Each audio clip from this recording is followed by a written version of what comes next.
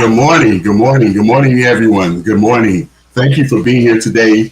We are so delighted that you can join us, and we have our Facebook Live, and everyone is joining in with us. Today, we have a very important discussion we're going to have regarding California's COVID-19 rent relief program and how you can benefit from it, as well tenants as well as our landlords. And we're so delighted that the BSBA, the Black Business Association of California, the Black Small Business Association of California, which I am the chairman of the board. We're delighted to bring you this workshop as it relates to the rent relief program. There's a whole lot of folks in California who can benefit from this program, and we want to make sure that our audience have the opportunity to do so. And so today we have some excellent presenters for us, and they're going to bring this program to you guys so you can get all the information you need to make sure that you're aware of everything that is out there for you to take advantage of. And I can tell you this much, that I am so delighted that this is probably once in a lifetime opportunity for you to receive some sort of support to help you pay your rent, whether it's past due or future rent. Same as well as for your utilities, past due or future utilities. And our experts are here who's going to share this information with you. BSBA, we thought it was very important that we have this process, that all of you on Facebook and all who are streaming with us can get this information. And then there will be a particular part where we will have some questioning and answering for you guys to participate in. So I'm delighted. We're going to get right in here. Thank you again for joining us. I want to present at this time, we have two of our speakers who are here, and they were, again, introduced themselves, but we're certainly delighted, and I'm delighted that Melinda Grant is with us today. She's the Undersecretary for the Business Consumer Service and Housing Agency for the state of California, of which under her tutelage is the California Department of Housing Community Development, and they administer our program today. And I am so delighted, Melinda, to have you here with us today. Thank you so much for being here. We cannot underscore, ladies and gentlemen who are listening to us, how important it is to have Ms. Grant here. She's not just a staffer. She is right there at the head of the administration running a complete agency. And for her to take the time out, Melinda, we do not take it for granted that you have done this for us, and we are certainly appreciative for you. And thank you for being here, and we'll open it up for you to have remarks, and then she will bring on Miss Intuk at this point. Thank you, Ms. Grant. Thank you so much, and good morning and almost afternoon to everyone out there. And it's a pleasure to be able to speak to this association. Many thanks to Dr. Washington for your kind opening remarks, and Selena Pryor for reaching out. And I think that that's going to be the overarching theme that we talk about today is Yes. to reach out and how to touch people and how to get the resources that you need. Here at the Business Consumer Services and Housing Agency, yes, I serve as an undersecretary. But as you can probably imagine, the journey has been long. I have not always been an undersecretary. I was, with Dr. Washington, I was an intern dropping off letters Yeah. in his office and being greeted by a warm smile by Selena in the state capitol over 20 plus years ago. Yeah. I just wanted to encourage all of you that if you're really going through something, which most of us are, that there is more to come. The best is yet to come. Yes. And it is really an honor to be able to present resources. Here at the agency, we have two sides of it. We have a housing agency, Department of Housing Community Development is one side, and along with Department of Real Estate, we have Department of Fair Employment and Housing Agency, which is the civil rights agency of the entire state of California. And then on the other side, we have all of our consumer-related agencies, everything from the California Horse Racing Board down to the Department of Consumer Affairs that licenses over 250 different license types. Every single type of professional that has a license through the state of California goes through that. So our job is to have a coordinated system between where you work and where you live. So even though today we're going to be talking about rental assistance, there is a lot of different resources that are available to you here at BCSH. I work with a phenomenal team of leaders throughout the agency, including our secretary, Lourdes Castro Ramirez. And we're just really, really passionate about the work, really passionate about the support of our governor to really be able to push beyond what's comfortable to have this program. And then, of course, the great help of the federal resources. And so what you're going to hear today is us going through the step-by-step process to apply, what happens after you apply, and then more importantly, what to expect, once you have received funds. We are really proud of the work that we've done, but just like any other government system, we are not perfect by any means. And we love to hear your feedback. This is why we're reaching out. This is why, thankfully, you've reached out to us. It's just because in the midst of us helping folks and really getting to the grassroots of really trying to determine the issues, and we're writing laws, regulating, and implementing, which is the essence of what we do here in the executive branch. We rely on what is working, not what we think is working, but the practicality is the places where we live. And so I would just invite many of you to please, just take notes. If there's questions, I will do my very best to stick around because I really enjoy hearing from the people. Our goal here at agency is not only to get people housed, but to keep them housed. So we have created a whole campaign called Housing is Key. And that has started in birth out of the pandemic. And sometimes through the worst of times is also the best of times. And that we have completely kind of re-engineered how we've looked at housing, not only through the pandemic, but also in futuristic years. And this rent relief is kind of at the center of it. So housingiskey.com is a reoccurring theme that you'll hear about today. And then the resources that are provided within that system. The application process you'll probably hear about. I would just say we have been working to make it more efficient. There is nothing more difficult, I understand, when you finally get the courage to go apply. You log on, and then question after question after question makes you more anxious, makes you more discouraged, and it actually creates a situation where maybe you don't get a chance to finish. And if any of you are going through that, I just want to let you know that you're not alone. And we had a team of folks that really worked to kind of streamline that process to get that application process, that first crucial step, hopefully down to 1 hour in order, no more than, to be able to upload your necessary documents, get through, make it user friendly, make it accessible in 5+ languages, to make our website accessible in 5+ languages. And so just really wanted to at least emphasize that there is still room for improvement, and we recognize that every day. And just so you know, we lean in every day that we can to make those improvements. They don't necessarily happen overnight, but believe it or not, some of them do.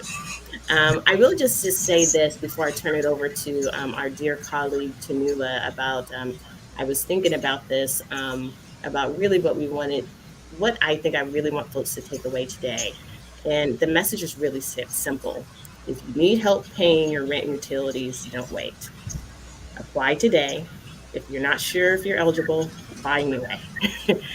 We will help you figure it out. There's a lot more I can say, but I think in this presentation is for us to present to you the facts, and then of course leave plenty of room to hear from you. So again, it is a pleasure to be able to be here today. I've spent time, of course, in the legislature. I spent time in the executive branch, and I've also spent a great deal of time in the private sector representing businesses from an advocacy perspective. And so I think I really get the full spectrum and understand and appreciate the importance and significance of small businesses, and how I guess the overarching message is to let you know that we have not forgotten you. I have not forgotten you. And we understand the struggles and the challenges that you may have. And even though we don't regulate every aspect of your business, we do have quite a few resources, and connections with other different state agencies or sister agencies that provide other economic relief. And we know we're, again, just talking about rent relief, but just know we're really appreciative of the work that you do and the span of reach that you have to reach the people in need. So with that, I would like to turn it over to Nua, who's going to be able to give you a program overview of the work of how to apply and what is to come next. Thank you so much, and have a fantastic day. Thank you. Welcome to Nua. Thank you so much. Thank you so much, Mr. Washington and Undersecretary Melinda. Really appreciate you all inviting me on today's show and to be able to talk more in depth about what is housing is key, how do you know if you qualify, and where you should apply and where you can get additional help with the application. So I believe we have a presentation that we're going to be putting up that will really underscore all the things that I'll be talking about in today's conversation. Thank you so much for getting that up for me. So let's dive right into it. There is help out there. There is the California COVID-19 Rent Relief Program. Next slide. And that means that there is assistance to help you pay any rent and utilities that you have not been able to take care of as a result of being, under the COVID-19 public health orders to remain safer at home. This program that the Undersecretary has talked about enables households to remain in their home, but it also provides financial support to both landlords as well as to households who haven't been able to earn income. Keep in mind that this program is targeted to those who are low and moderate income. So you'll see when you get ready to apply, if you don't know if you qualify in terms of income level, you can go ahead and apply and we'll be able to help you sort of determine whether the size of your family and your income fit that. We also want to make sure in this conversation that we share some of the things that might be myths right now. So some people think, well, if I get this benefit, will it count against other benefits that I qualify for, like CalFresh or CalWorks? And as a renter, if you're eligible for this program and you get the resources, these benefits will not count against those other benefits that you qualify for. So your goal is to definitely apply. And both landlords as well as renters are asked to apply to the program.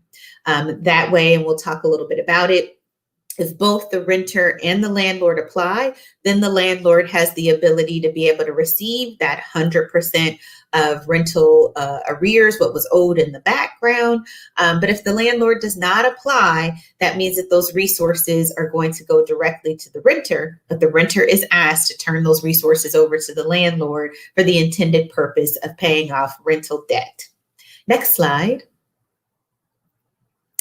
So we also want to make sure that people understand that immigration status is not asked. You don't have to provide proof of citizenship. It's just not a question on the application. So regardless as to what your status is, you should apply and you're eligible for the program. All of your information as an applicant is kept private, which is why we have that specific portal that we ask you to apply through that will secure all of your personal information.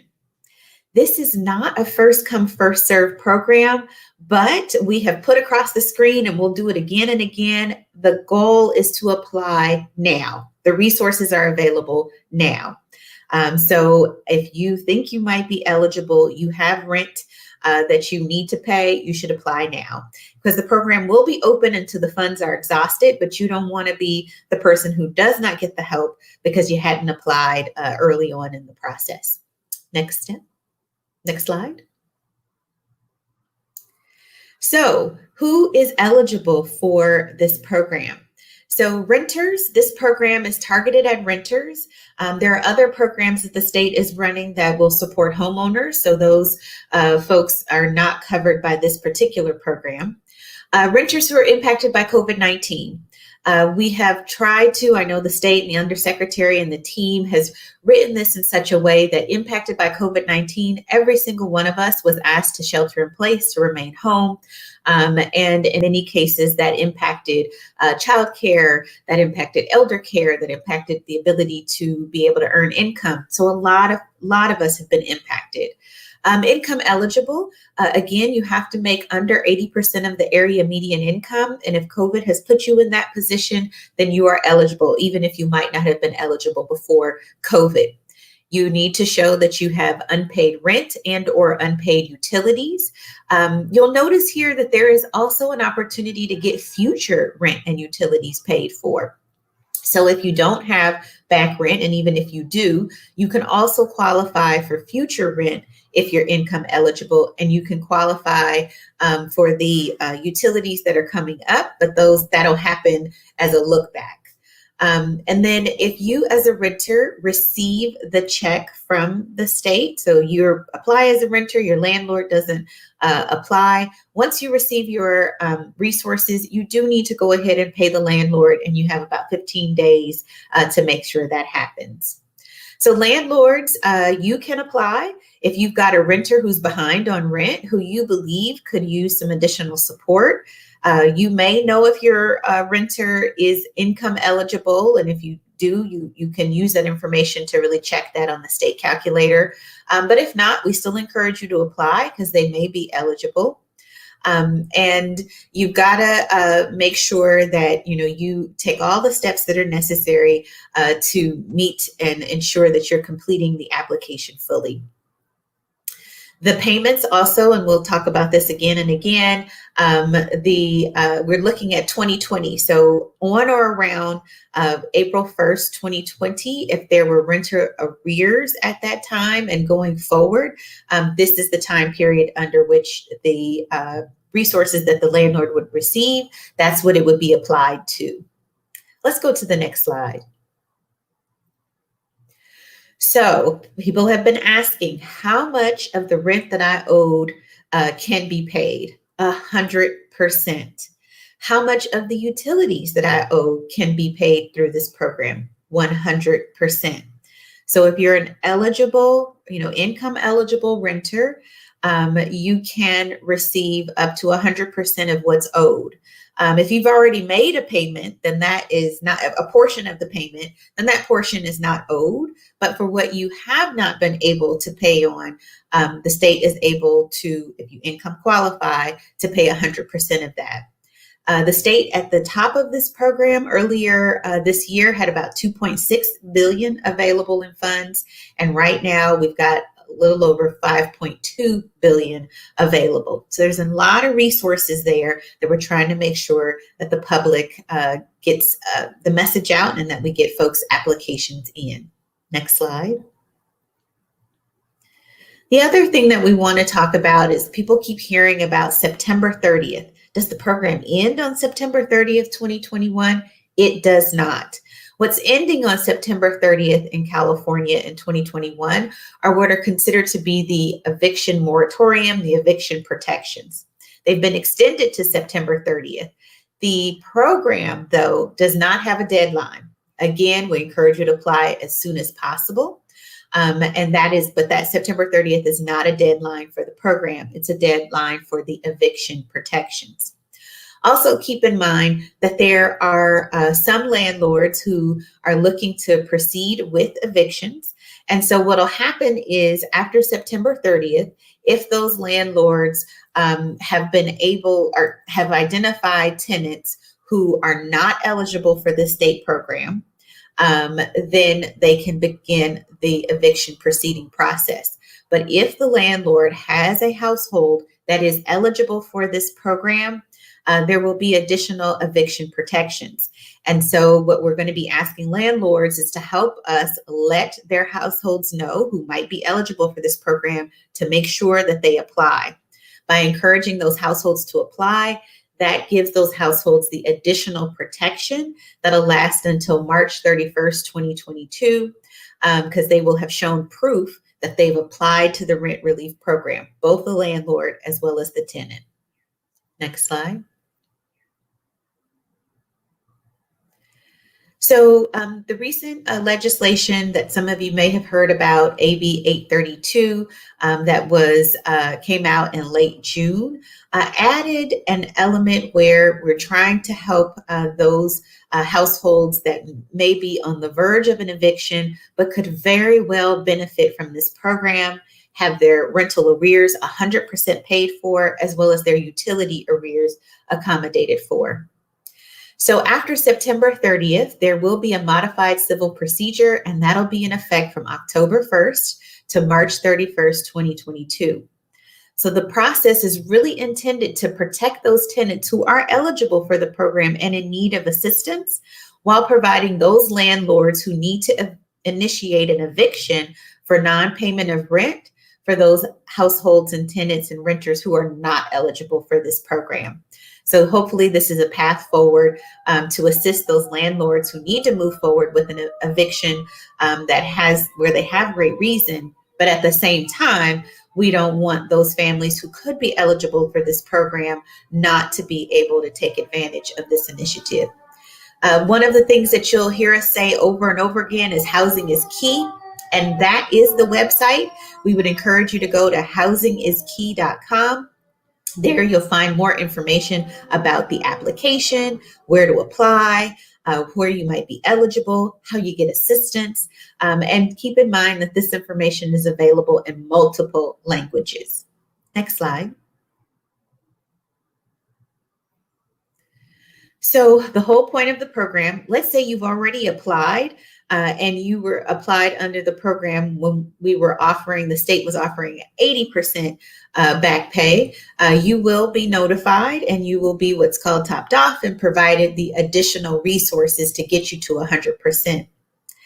The other update to the program that people may not be aware of is if you have vacated the housing unit, so you decided you couldn't stay there any longer, and you moved on because you weren't sure how you were going to get assistance to pay that back rent, there is an opportunity for you to have that back rent paid, even if you vacated the premises. So we would encourage you and both the landlord as well as the household to apply so that can also be cleared up with this program.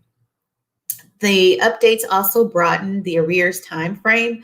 We recognize that by saying only beginning at April 1st, there were some families who were already behind on their rent when the March stay-at-home orders were mandated by the state. And so as a result, the timeframe has been broadened to include on or after April 1st if you had some arrears.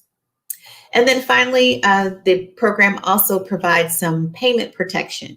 Again, if the landlord does not apply or is not able to apply for whatever reason, and the renter is the eligible renter household does apply, that eligible renter household can receive the 100% of rental arrears, what they owe in back payment. But we're asking that household turn over those dollars to the landlord to cover the cost of what those rental arrears were, and asking to do that within 15 days. Next slide. So how is rent relief being delivered in California? I live in an area where I was told that I need to apply locally. I live in an area where I was told that I should apply through the state program. You'll see the terms options A, B, and C to describe the three types of programs that are being administered in order to help households and landlords access rent relief. So option A, those jurisdictions are the jurisdictions that are all in with the state program. You can find that application at housingiskey.com. There are option B jurisdictions. Those jurisdictions are actually conducting their own program locally. So you have to apply locally. You might ask, but how do I know? How can I be sure? That housingiskey.com is the place to go. There is no wrong door in entry. So if you go to housingiskey.com, you put in your address, you put in some additional information, the system will let you know whether you're applying in an option A, B, or C jurisdiction, and will provide you with a link on proceeding with the application directly. Option C are those jurisdictions that are providing, a dual program. They're administering some resources locally, and then other resources are being administered through the state Housing is Key program. And again, once you go to the housingiskey.com website, you'll be able to know where you apply, and there'll be a link to either complete the application on Housing is Key or to complete the application locally. Next slide. So as the Undersecretary stated, the application is easier. We recognized getting additional federal guidance that there were some things that we could do to simplify the application. So the team has done that. Paper applications are also available on the website. You're welcome to download that paper application and mail it in as well. But it should take you, again, about an hour or less to be able to complete the entire application. There are a number of places where you can attest to your condition. And if you have, everyone has to upload some documents. And our goal was to get it down to around 2 documents that you would have to upload. And we can talk about getting assistance for that as well. Next slide. We've also streamlined the Secretary. Undersecretary Melinda talked about making sure that we had a website that was translated in several languages. There is a portal that directs the tenant household, the renter household, and the landlords to different applications so that they can each complete it. All of that information is hopefully in a reader and a friendly manner so that you can quickly get the help that you need. So this is just a screenshot of what you might see if you go to housingiskey.com. Next slide. So how can you apply? The slide before that gave us some indication, if you want to go back, that if you are a landlord, maybe go back. Otherwise, I can just start here. So this is what we were just looking at was an actual visual of the application itself.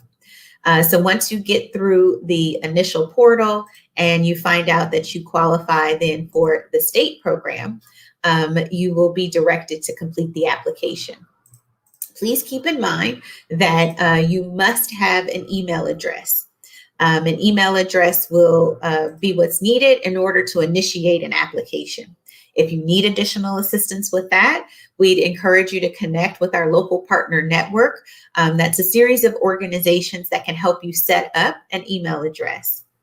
The application will require a 2-factor authentication. What that means is that it will send you an email notice to make sure that that is a registered account that you can also access as well. Here we're looking at, again, at the Housing is Key. Sometimes, where you're located, you want to know exactly, I know that on this side of the street is the city, on this side of the street is the county or another city. The good news is that you'll see the map here. And if you put in your specific address, the map will calculate for you which program you apply to. Next slide. And next slide. So just want to remind you that here are some of the things that you need to have in place as a renter or a landlord when getting ready to apply. You'll notice that the list has got, 4 or 5 bullets there, but you only need one of the following at the top: a tax return, a W-2, or a 1099 if you're unemployed, any current pay stubs, proof of participation in a state or federal program, such as CalFresh or CalWorks. And so if you have one of those, that helps us to confirm your identity, your income, address, a whole host of things. If you're applying for the utility bills, you'll need a utility statement for any of the utilities that you'd like to get a reimbursement for. So you need at least one of those bills or statements so that we can see your name as well as the address and the account number for that particular utility. Again, that could put you at just uploading 2 documents depending on what you are requesting support for. As the landlord, again, you must have one of the following, several bullets there, but if you have your lease agreement reflecting the name, the address, the amount due, if you have your rent ledger, or you have a W-9, any of one of those can be used to help confirm that you have a rental relationship with that household. Next slide. And we're going to skip this slide because I went over it. So next slide. That's the application. Next slide.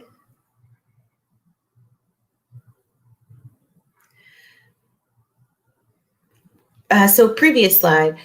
In applying to the program, we're just about done here. Keep in mind that you can apply directly through the portal, housingiskey.com. You can also call the call center. That number I think we've put up a few times, 833-430-2122. Or if you need additional assistance, want to talk with someone one-on-one, possibly go into a local office in your community, or need assistance possibly at your doorstep with someone who can come out to your home, that you would call what we call the LPN or local partner network. And to get an appointment for that kind of support, you would dial 833-687-0967. All of this information is at housingiskey.com. Next slide. So there's all kinds of support out there in order to help you complete your application quickly and as simply as possible. You can call the call center. I gave that information and number there. You can call the appointment center to make an appointment to speak with someone even more directly and in the language that you need. You may need help as well uploading documents. At the appointment center, the local partner network partners can help you with that. Case management. So once you've hit submit and you have your application in and it's fully complete, you may hear from case management who may check in with you about information about your landlord or your tenant in order to complete the processing of your application. We've also, again, have the local partner network that's available in case you'd like to get in-person support.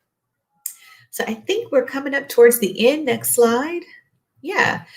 So I'm not sure if Mr. Washington will come back on, but we are happy to answer any questions. And if the undersecretary is here as well, I'm sure she'll join me.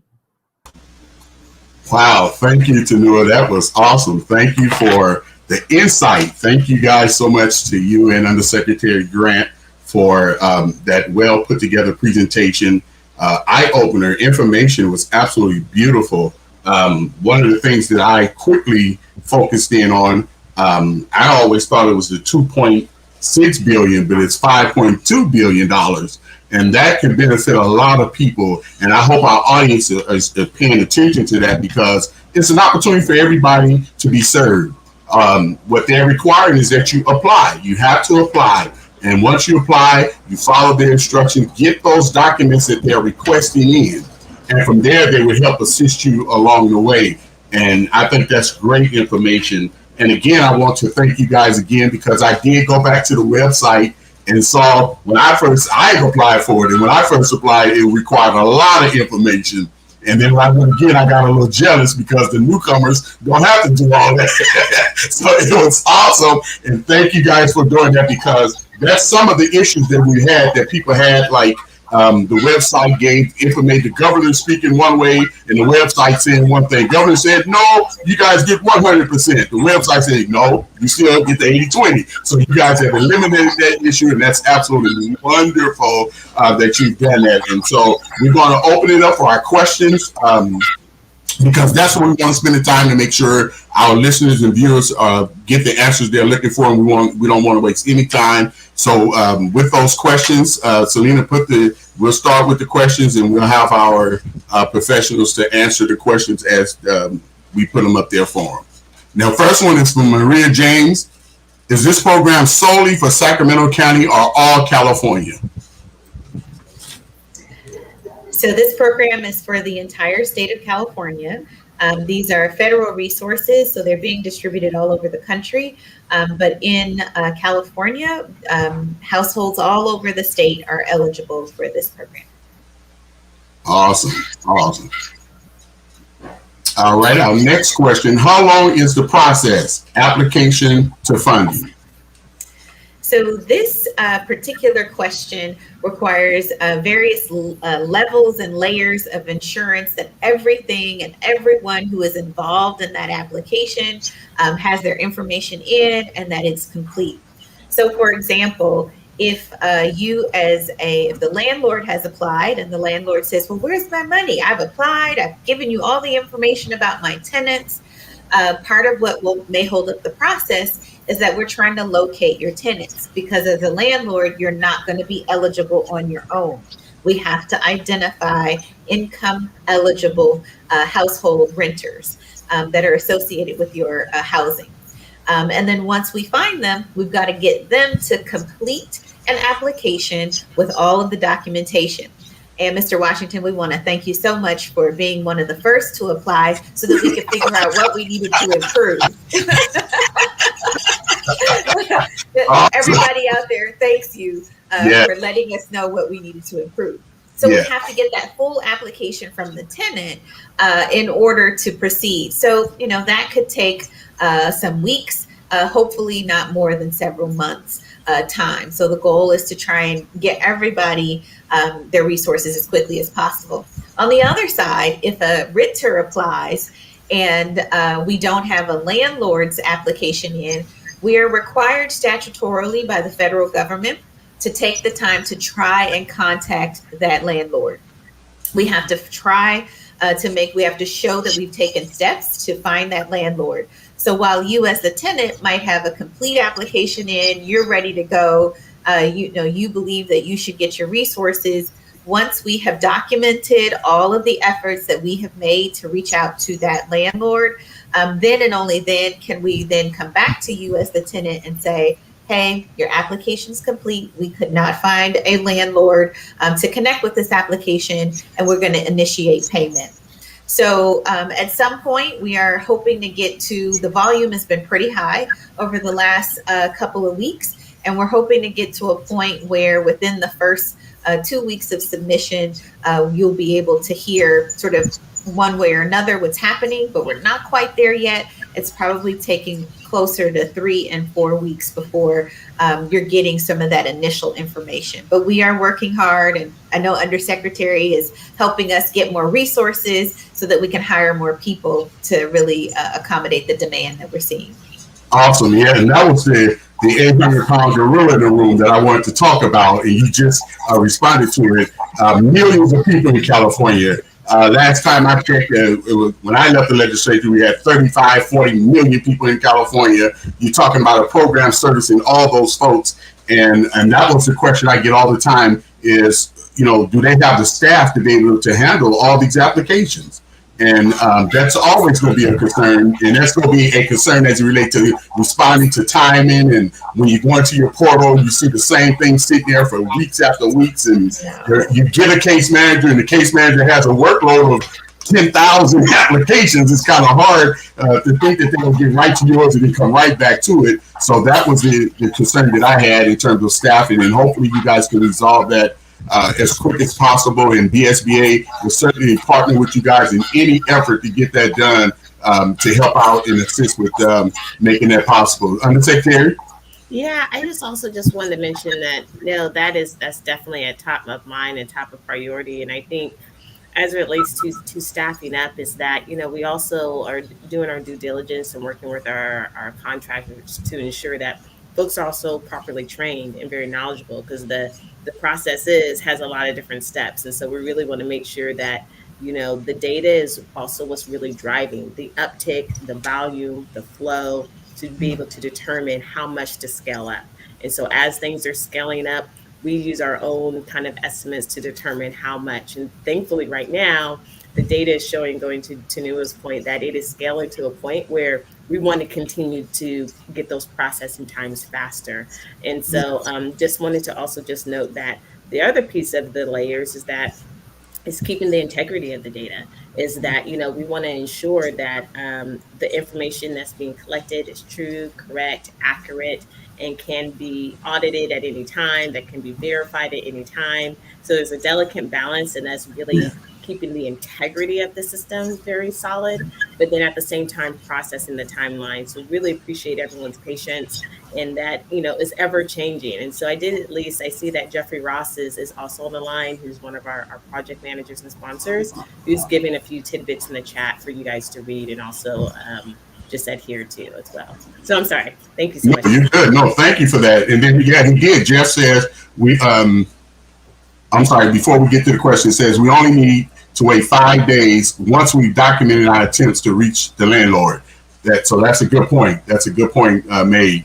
And then he also said we have doubled our staffing in the past couple of weeks. So, and we're looking to, they're about to double again. So that's a good, thank you, Jeff, for that, because that's great information to know that the time frame of responding to those who are in need is shortening by bringing staff available. So we appreciate those comments. Thank you, Jeff. The next question, Deborah, what if you got a loan to pay your rent from a loved one? Can you get the money back to pay them? That's a good question. It's a very good question, and it's one that we're seeing that a number of households and renters had to do in order to sustain their housing during this very uncertain and difficult time.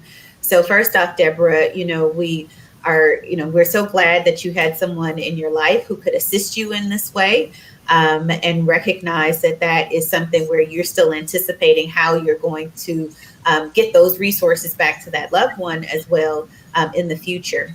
One of the things that AB 832 did is it allowed for renters to get 100%, right, of arrears and future rent as well. And so what we like to offer here, Deborah, is you've got rent coming up, and our estimate or guess here would be that you may be an income eligible household. You were someone who was impacted by the COVID crisis and had a reduction in hours or increase in other costs. And so what we'd ask you to do is apply to the program and look at your future rent. So you can look at future rent that you may have a hard time paying while you're also trying to pay off that debt. And so you could be eligible for 100% of future rent 3 months at a time going forward. So we say get that application in. If you're able to do that, that will then put us in a position to be able to, we'll check try and see if we can find a landlord, but we will, if we cannot, we will should be able to accommodate you with a payment for that future rent that you need assistance with.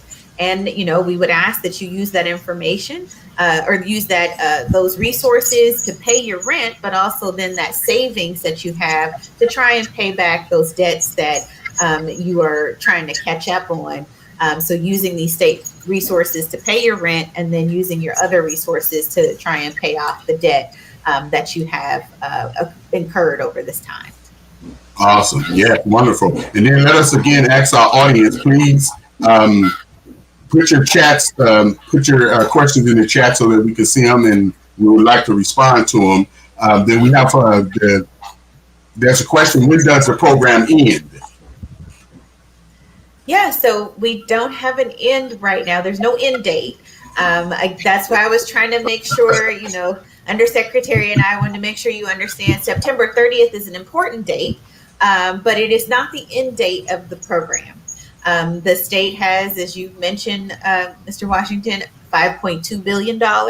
We have not distributed all, but we ask you to apply as soon as possible. So that we know what the need is out there, and we can make sure that we are looking to accommodate that as quickly as possible. And so to give an example of a number, because we say 5.2 billion, how much has been spent already? What are we talking about? 400 million out of that 5.2 billion, or somewhere about? So, Undersecretary, I believe that there is a dashboard that is up publicly available.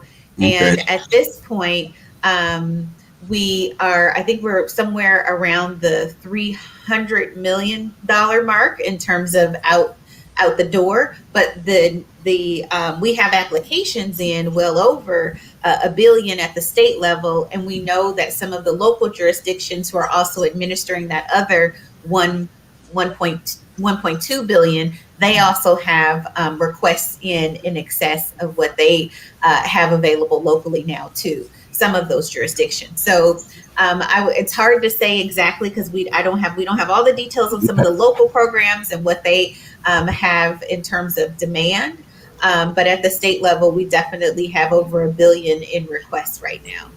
Great, yeah, and then again, I want the audience to understand it's important to apply because resources are there, and that was the point of saying to them, you weigh the numbers. There's some, resources available for you to be able to apply for that. And again, Jeffrey chimed in as it relates to when the program run out. Jeffrey said, when we run out of funds, that's when the program run out. So that's awesome, man. You can't beat that. That's an awesome thing. Thank you, Jeff. All right, next question. Are the slides available somewhere? They're blurry on our end. So are those slides that you put up available anywhere? So what I can do is if you all have somewhere you want us to send them to, we can send them to you all and you can put them up. It's public information, so we can absolutely make it available. Excellent. And then let me raise a concern of one of our landlords chimed in directly to our staff, and we raised the concern about tenants getting the money, buying cars, boats, and ships, and going on vacation, and not paying their rent, and they're running and hiding under the protections law. You're getting the money, but you go in and you said, I don't have to pay because I'm protected to September 30th. Can you guys address that with our landlord? Yeah, it's so critical as part of AB 832 is that there is an expectation that if you as the renter household have received funds from the state, you will attest that you understand in order to receive these funds that you are going to turn them over for the purposes of rental assistance to the body, individual, or entity for which you owe rental arrears or where you need to pay rent. You're going to note in there that it's going to say you've got 15 days.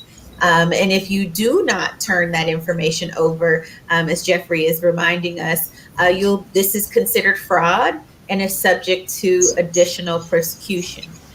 So the landlord, the state, like everybody, the federal government will need to, you've got to turn over these funds. If you receive rent relief assistance as a renter and you say that you need it for rent, you've got to turn it over to your landlord accordingly and pay your rent. If you do not, there are several bodies that will be in search for the return of those funds. Yeah. And then again, to me, that seems as though 15 days give me the opportunity to receive the funds, go buy me some furniture, and by my next paycheck, I'll be able to pay my rent back.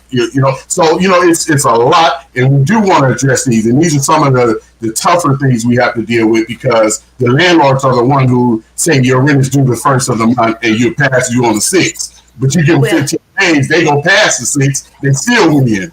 Well, hopefully, Mr. Washington, people want what we all want, which is to keep as many Californians housed as possible. Well, they'll recognize that in order to stay housed, they have to go ahead and turn over the funds. But the other element, though, is that we want to encourage landlords to apply.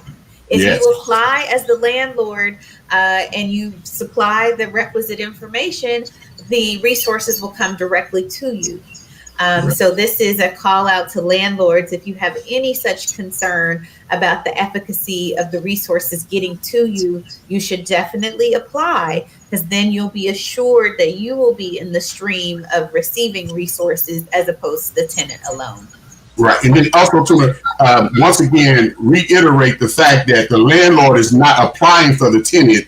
They apply the tenant name, and then you guys submit the information for the tenant to apply. Is that correct? If they don't apply on their own, because their landlord says, "Why should I have to apply for my tenant?"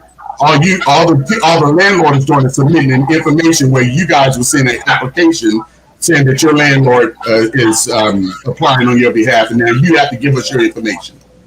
So yeah, the landlord can apply like immediately whether a tenant applies or not. So the landlord can apply. If the landlord applies and the landlord supplies the necessary contact information, then we can go ahead and email that tenant out, reach out to that tenant and say, hey, you know, your landlord applied, you should apply here to get those applications connected. But even if the landlord applies, the tenant can apply at any point as well. And with the same contact information, we'll be able to match those applications. Yes, and then right here we have Maria James who says, my manager said it's not his issue. You know, I'm the one that owes. So which is, if a landlord does not apply, then an eligible rental household can apply and can receive 100% of what they understand to be due as the renter. If the landlord is not willing to apply, that does not hold up a renter from being able to receive resources directly. Awesome. And then before we get to Calvin, in terms of future rent, we have an issue, and I've dealt with this on several of the applicants, where they apply for the future rent, but they move to another place. And the current landlord is telling her, I'll send the money back or I'll keep the money, whatever the situation is. What is your response in terms of assuring renters that, you know, if you apply for future rent and then you leave before the future rents kicks in, what's the next step for the individual? You're muted. Yeah, you're okay. So again, as it relates to the attestation, the goal here is to be accurate and true on your plans regarding how you're going to use the funds. So if you apply for future rent and you say you're going to apply it to a specific location, and you do not do that, again, that is considered fraud. And you may be prosecuted accordingly and need to return those funds along with any other penalties associated with not conducting business in the way that you had said you would to the state and the federal government. Awesome. Good. Yeah, that was a good question. Put that question up, Selena. It was one of the questions that was pretty good. Yeah, there we go. If a person is renting a room from a homeowner, does that account? Yes. So as long as you're able to show you got one of those three items that we put up in the slide. So, if you own a home and you have a renter in your home and that renter has been negatively impacted by COVID and they qualify from an income level, you do as the owner, as the landlord, need to show that you have a lease agreement with that particular, person, or you need to be able to show what rent roll that you have, that you can show that this person has been paying rent to you over the period of time that's covered under this program, or any other W-9 information that confirms that you have rental income and that you are documenting that. Awesome. All right. Can roommates apply separately? So I believe, and Jeff may need to help me with this, I believe a household, you define household, and if you are, depending on how you've defined your own household and provide your documentation, as long as you and the roommate have separate households, you're not filing your taxes together, you can clearly show that you have a separate relationship, there's an opportunity to apply as well. Yeah, and then Jeffrey chimed in, he says it also depends on the rental relationship. Awesome. We wouldn't want to see husband and wife maybe coming in. Yes, exactly. How does a T verifies who owns the place if it changed hands a couple of times, but no one can clearly verify that? Yeah, so as a tenant, we ask you to do your very, very best to try and identify who is the landlord. But please note that whatever the information that we anticipate that most people will have is who they need to reach out to in the case of an emergency. So you may have an emergency, phone number if there's a flood or, a major fire or something like that. You have someone that you reach out to, or you have a email address. Whatever it is, phone number, email, whatever that contact information is, we ask that you put that in the application. And then we will look for the owner accordingly based on the location and other files that we have regarding ownership. Awesome. Great. Yes. All right. Any other questions?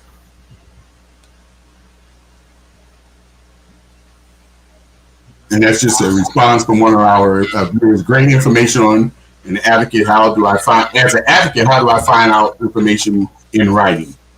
Yeah, housingiskey.com. So go to housingiskey.com. You'll find all of the descriptions that I've just described. We have frequently asked questions there, similar to some of the questions that have been asked here. So once you go there, you'll see all that information in writing there. Awesome. All right. I think we have time for one or two. Yes. All right. So it says, so you guys can verify ownership. Yes, that'll be necessary if we can locate a tenant and locate a landlord, and the landlord applies. One of the elements that the landlord has to confirm is they have to provide evidence of ownership.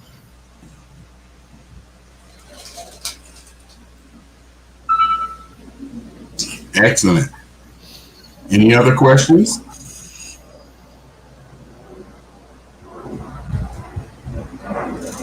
All right. Well, beautiful. Wow. This has been absolutely beautiful. BSBA, you guys are the best team in the world. Thank you, Selena. You did a wonderful job. It's beautiful. And we actually have one more question. Okay. Former Senator Rod Wright is emailing me. Shout out to Senator Rod Wright. Yeah. He says that the answer to the question about the landlord and the tenant not paying the landlord is unsatisfactory because he's still out the money. Do you have a response for that? What other remedies are in place for landlords whose tenants are just not paying rent because they don't have to? So if a tenant is eligible for the program, then the tenant should apply to the program, and the landlord most immediately, hopefully the senator is able to apply as the landlord most immediately to the program to show that he's done all of his due diligence in applying. If for some reason that tenant just is not paying and is not eligible for the program, then he will be in a position to begin eviction proceedings against that particular renter household as early as September 30th or really October 1st, once the eviction moratorium is lifted. So if he believes that tenant is eligible, he's going to have to apply, because the state is going to, the state court system is going to say on October 1st, did you apply, landlord, for the program before evicting, trying to evict this tenant who we believe is eligible? If he says no, the state will ask that the landlord apply. So applying now will help with that. And if the landlord goes ahead and applies and the tenant is not eligible for the program, the landlord will be well within rights to proceed with the eviction. Yes. All right, that's it.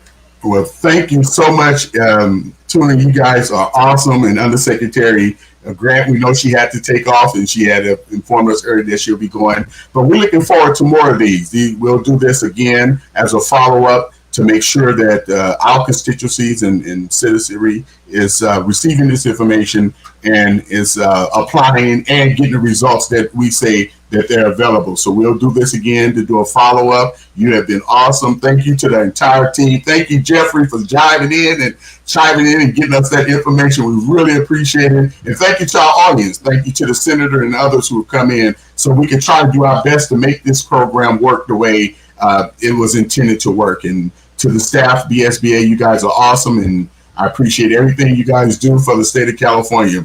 If that's nothing else, that's in our program. Thank you so much. Have a wonderful day. Thank you so much. Take care.